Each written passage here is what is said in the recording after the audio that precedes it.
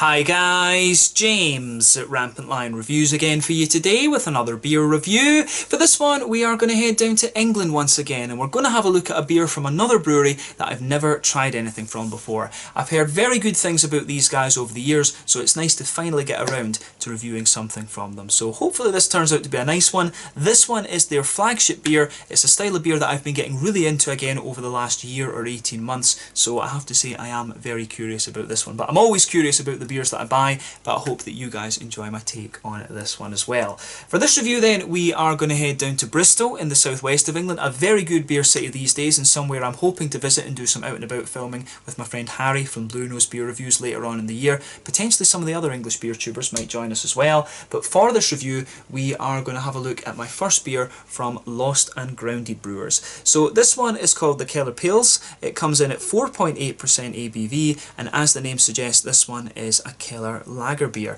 So yeah, we'll come to that a little bit later in the video and explain exactly what that means, but yeah, really looking forward to this one.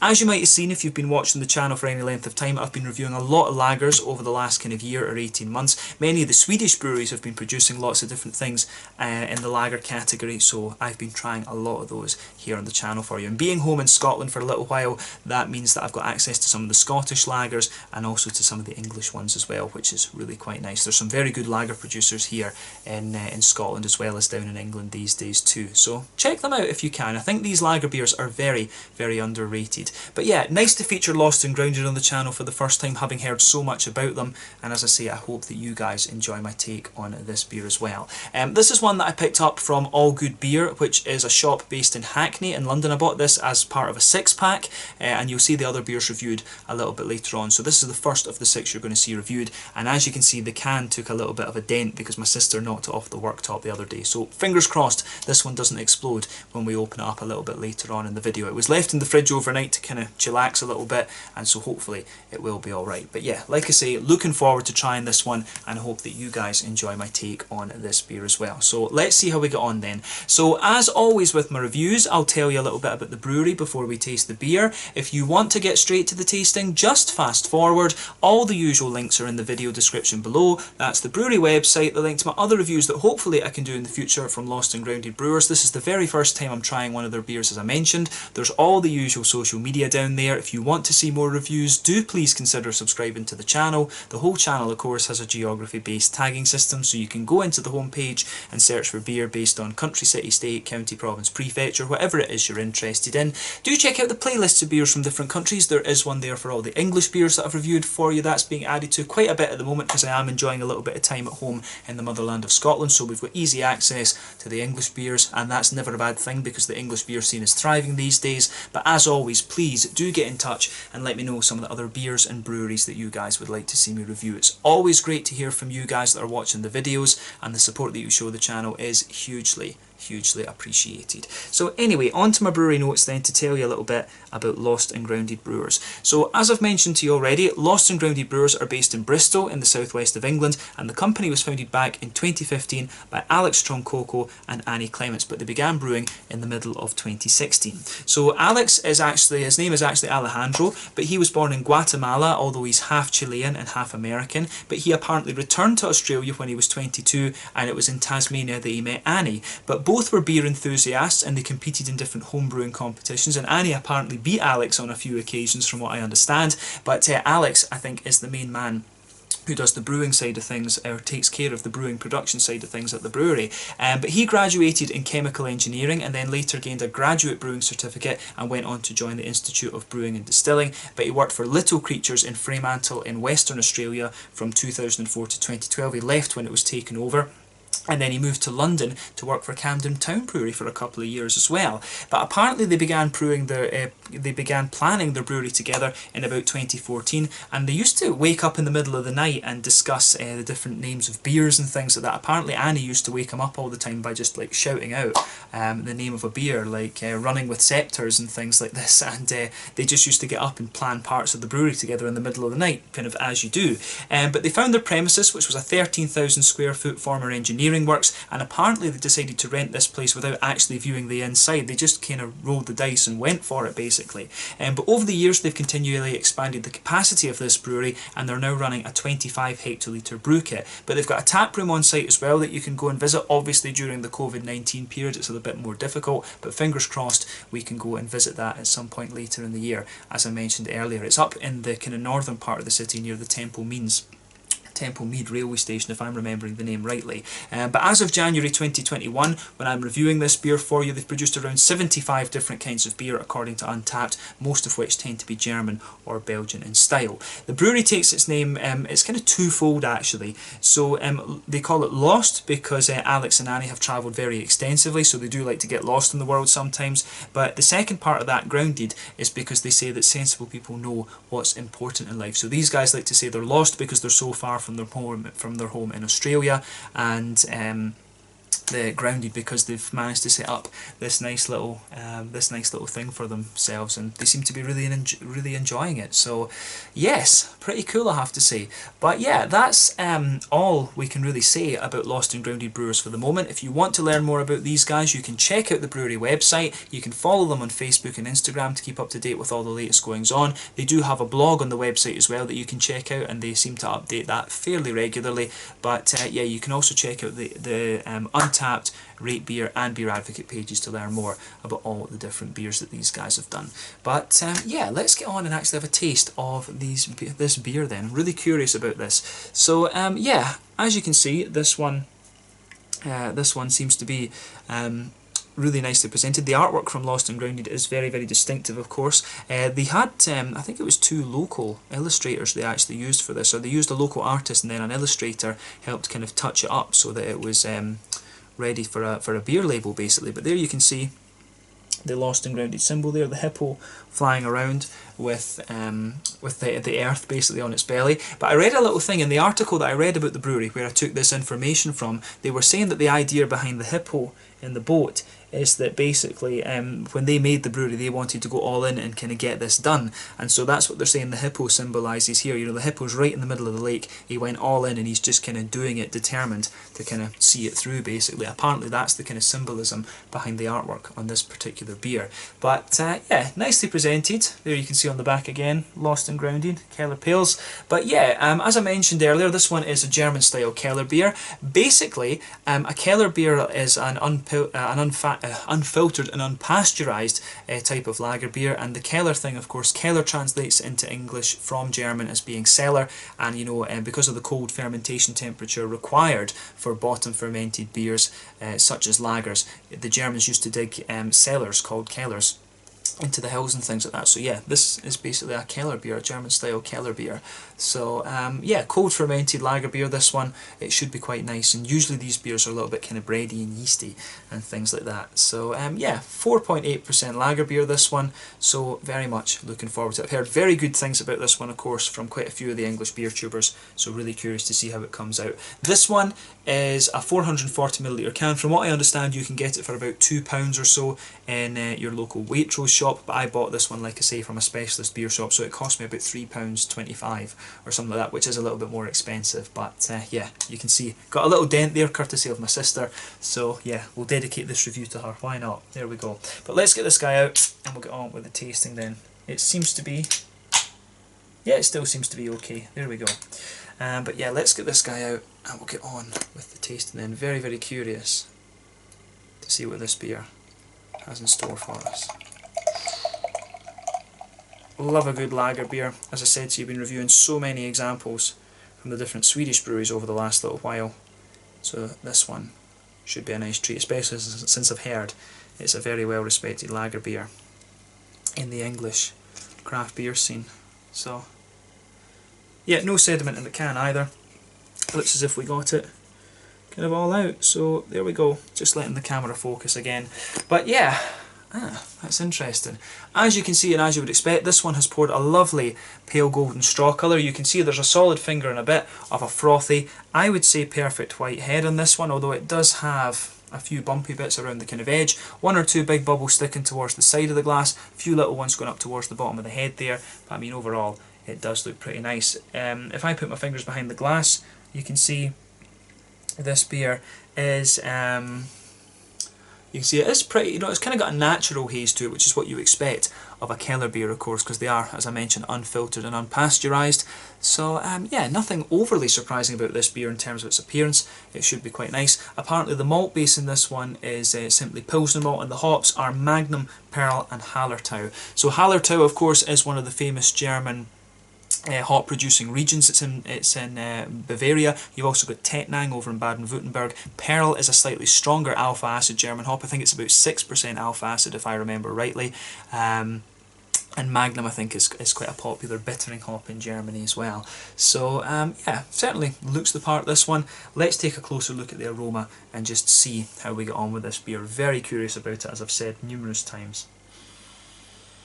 But the first thing I'm going to say about this is that it smells very, very authentic. And remember, if you've watched my reviews, the thing I like to think about with these German style beers is how authentic are they. That's the main question for me. You don't expect a Keller beer to do anything, you know, madly stupid or whatever like that, you know, to do anything kind of crazy and out of the ordinary. When it comes to these beers, you want them just to be very well crafted and close to what you'd expect from the German brewed versions, and I can tell from the aroma of this already that this one is going to be pretty damn authentic actually. But yeah, and like I say, this is their flagship beer. It was saying in the article that I read that apparently there was times where their entire fermentation capacity was taken up by brewing this beer. But yeah, it should be really interesting one, this. So I mean, straight away with this beer you can smell that lovely soft white bready sort of thing coming out of it. It smells very, very nice. You can smell a little bit of that almost kind of Pilsner style crispness to it. So the German Pilsner malt is giving you just a little bit of that crispness and dryness that you would expect, but at the same time soft white bready notes. I suspect the yeast will be contributing to that as well, and you've also got a few elements of a kind of sweet McVitie's digestive biscuity kind of thing coming out of this beer, which is quite nice actually. So just be aware of that with this one. It does kind of go together very, very nicely in that sense. But yeah, the aroma from this beer, I have to say, is absolutely lovely. So yeah, nothing surprising about the malt base in this one. It is kind of what you would expect, but on the hoppy side of things, it's got a nice little bit of depth to it. So yeah, with this one you get a little bit of that kind of typical German noble earthiness to it, which is very, very nice, but you also get a little bit of herbal quality in there, and then some more deeper floral aromatic notes from it as you move further forward. I've always found that the German noble hops are a little bit kind of brighter almost than the Czech Žatec, and they're a little bit more kind of spicy from what I remember in their aroma. But yeah, you've got a nice floral aromatic depth to this beer. At the same time, it's deep, but it's also quite bright, if that makes sense. And I think that's probably because there's 3 different hop varieties in this one. Usually most breweries will just use one type of classic German hop, so this one is a little bit different in that sense. But you've also got a nice little kind of grassy component to this beer as well. So the grassiness comes across as quite smooth and just again adds a little bit more depth to the aroma of the beer. But on the fruity side of things, you've got a little bit of that kind of appley perry ester that you would expect. There's a wee teeny little bit of apricot. These are all typical notes that you can get from you know, these kind of more blonde lager style beers. But yeah, the aroma of this is very nice on the fruity side of things. It's got a little bit of a kind of lemony sort of zest to it. It does have a wee bit of that kind of lemony, grassy sort of zest. But yeah, apples and pears, definitely a wee bit of the apple sharpness, but then a bit more of the kind of smoother pear underneath, and just a little touch of like an apricot-y, very slightly tropical thing. So yeah, I really like how that side of the beer goes together. It smells very, very authentic. The green component has a little bit more depth to it, as I said, because of the 3 different hop varieties in there. But in terms of a German style lager beer or a Keller beer, it's definitely got that. The breadiness that it has, I suspect, is also coming partly from the yeast that's in here. This one, since it's unfiltered, you will still get quite a bit of the yeasty quality coming out of the beer. So yeah, for me that was always distinctive for a kind of German Keller beer, if you like.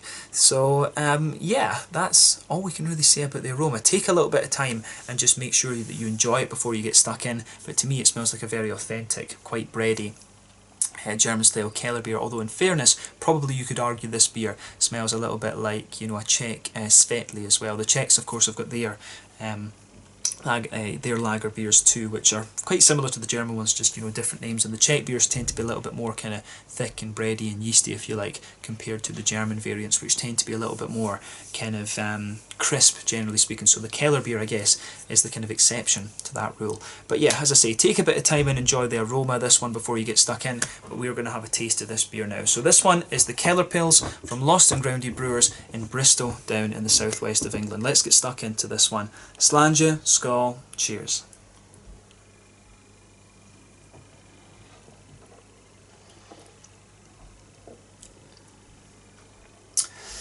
Yeah, that's a really damn solid beer. Yeah, it's really nicely done. Very, very good.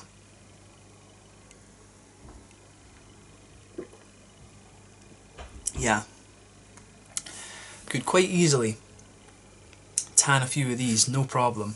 Yeah, thumbs up to Lost and Grounded Brewers for this one. If this one is a reflection of what their other beers are like, the Belgian and the German style ones, then I can see why the English guys were telling me that this is definitely a beer that I should check out. So very glad that I'm getting to review this one for you this time round. But yeah, awesome stuff, awesome stuff. So yeah, where to start with this then? The beer, it's actually got quite a bit of dryness and bitterness to it the further that you go into the aftertaste, which is quite nice actually. But yeah, let's try and break down the flavour of this one then for you and just describe it a wee bit more.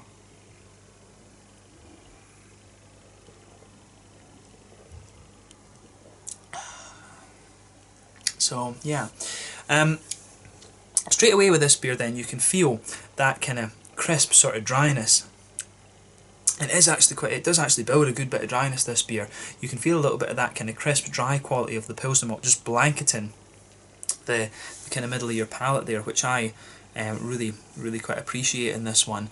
So yeah, it's awesome. It really is very nice, and you can feel the yeast kind of playing a role in this beer and just sort of thickening it up a little bit. Very easy to drink this one, but then that's the intention with these sort of lager beers.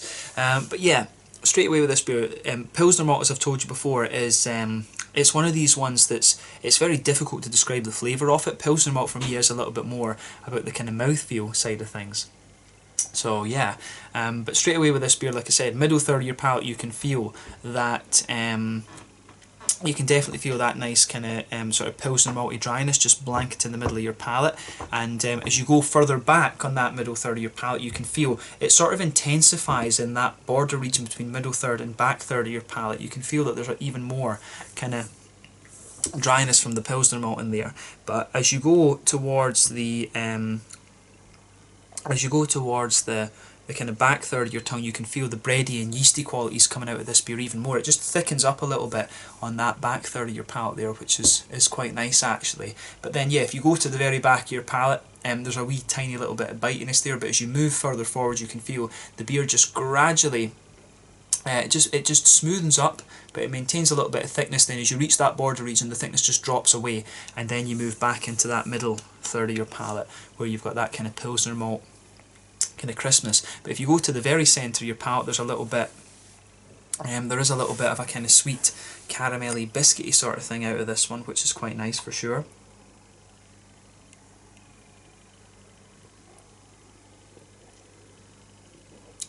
Yeah, the beer definitely has just a little bit of sweetness there in that middle part of your palate, and you can feel that building, pardon me, the further that you go into the aftertaste with this beer. But I think this beer does sweeten up a little bit in the malt base the further that you go into it, definitely. Yeah, that's a really nice point to make about this beer actually. So yeah, the malt base of this one I think is very nicely done. It's definitely a very crisp and very kind of dry sort of lager beer, this one. But yeah, you will find ones are kind of like this as well. Usually I would say the Keller beers are a little bit smoother. The German examples that I remember are a little bit smoother than this, but yeah, you will get, they are different from brewery to brewery, and I've only tried a small selection of them in Bamberg obviously, but there will be ones that will, I'm sure there will be ones that are a little bit drier than this actually. So yeah, for me it's very authentic. It really does taste like a German kind of Brauhaus beer, and that's exactly what you want from something like this. So again, thumbs up to thumbs up to Lost and Grounded Brewers for this. They've done a great job with it. They've got that balance in the malt base right, which is exactly what you want from a German beer like this. These lager beers are very technically demanding brews, so for them to have this as their flagship beer is pretty impressive. It kind of speaks volumes about what kind of brewery they are, or they're trying to be. So yeah, awesome stuff. But on the hoppy side of things then, back corners of the palate, you've definitely got a little bit of earthiness to the beer, which is, it's kind of a soft earthiness if you like, which is typical of these German hops that are in here, the Magnum, the Hallertau and the Pearl. You're going to get that from all of these beers. But as you move further forward, it develops a little bit of a herbal quality, and as you reach the kind of front corners of the palate there, it's got a nice kind of spiciness to it. It really develops a little bit of that kind of spiciness, which is unusual when there's not the Czech hops in here, but the beer does feel a little bit spicy to me. But you've got a real depth of floral aromaticity, which is quite nice. But then round the front curve of the palate, it's a little bit lighter and grassy, and I think the grassy elements to this beer do have a little bit more zestiness to them. I would guess that that's either the Pearl or the Magnum that's doing that, that's making those grassy elements just a little bit more kind of pronounced actually. So yeah, there's a nice little bit of kind of depth to this beer and kind of complexity to the green component, which is interesting because normally, as I say, most German brewers I think would tend to use maybe 1 or 2 hops, whereas this one has 3 in it. So yeah, that's an interesting move from Lost and Ground Brewers for sure.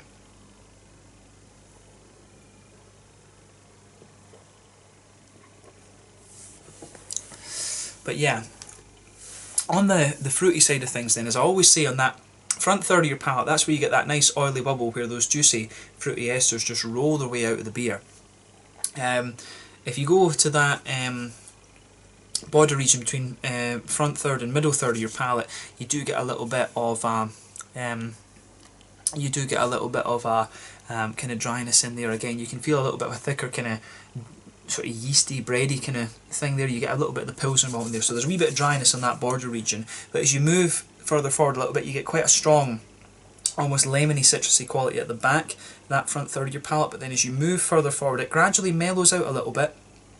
The citrusy quality does stay there, but it gradually evolves to become a little bit more kind of peary, and then you get a little bit of a kind of appley sharpness to the beer as you reach the front part of the palate. And then on the very kind of front, almost right on the front edge of the tongue, it's definitely more lemony and kind of zesty, to be honest with you.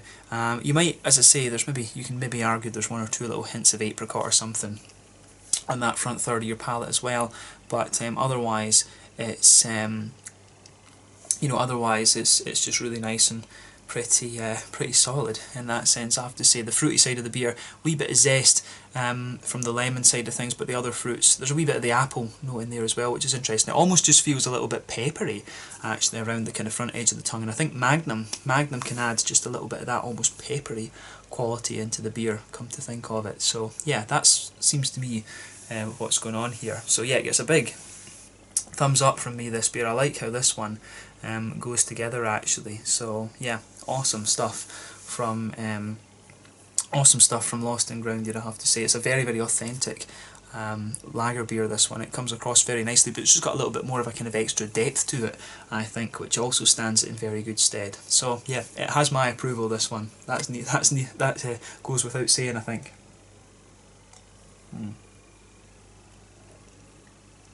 So yeah, this is one that if I can get down to Lost and Grounded and do a sort of tap room out and about video, I will try and